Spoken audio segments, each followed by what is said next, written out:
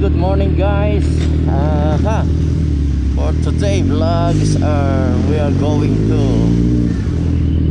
Oliver's Goto or Gotohan. So narito na tayo sa San Juan, Batangas. Sa mga hindi pa nakakaalam ay ito yung munisipyo ng San Juan. Yan, sa kanan ko. So munisipyo, kung galing Kanlipa, yan makikita mo, kakanan tayo Palaiya. So from here to munisipyo ng San Juan ay kakanan tayo going to Laiya.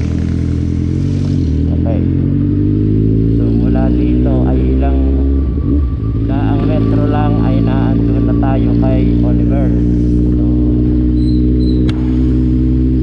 saglit lang, dahil ako ito nang galing sa Lipa, kaya doon ko tinuro opposite way. Galing ka naman dyan ng Sena, yan, pwedeng doon kakaliwa ka naman, pero dahil tayo galing Lipa sa kanan, pasok tayo dito sa Laiya. Sa pagkaalam ko, lalagay Laiya, Oliver, dito sa may munisipyo ng San Juan. Kailan tayo guys makapagpatakbo ng matulin, because safety first.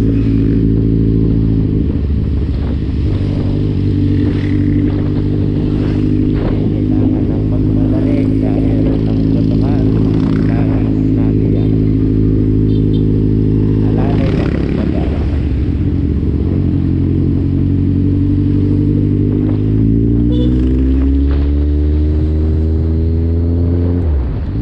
Ang palatandaan guys, na kung ikaw ay papunta kay Oliver, Flying V gas station at itong basketball court, yan. So kakaliwa tayo dito, yan yung basketball court. Flying V gas station kanan, kaliwa, sorry. Ito ay sitio Mabaloy. Okay, so nandito na tayo, napakalapit na. As I told you before a while ago, na mula doon sa may kanto ay napakalapit lang ni Oliver, mula kanto ng munisipyo ng San Juan. Medyo may kaunting rough road dito guys, ito. So hindi naman siya ganun ka slippery, at ilang metro lang naman to. So doon sa mga hindi pa nakakaalam ng lugar ni Kuya Oliver's Goto, eto na, napakalapit na natin guys. Actually pag Saturday, Sunday, ito ay fully book ang parking, pero ngayon ay hindi masyado. Yan, kung saan ka dyan sisingit. Pero tingnan nyo ha, meron ng nauna sa atin guys. Oo, nakamotor din.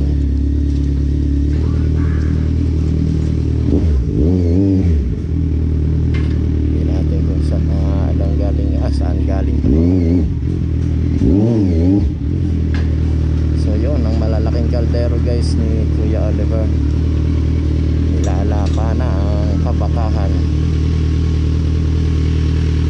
Atras tayo. Okay, so yan guys, yung mga nauna ay nakamotor, kakotse, naka-SUV, pick-up or ute. Okay,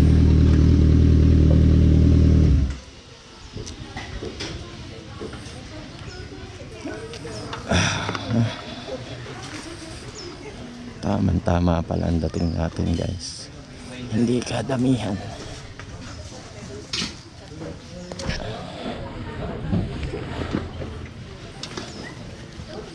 So ayusin lang natin ang ating beer. Okay. Pero na yung number natin eh. Hanap ko na lang ang upuan. Yes boss. So kukuha pa muna tayo ng number. Number 6. Okay.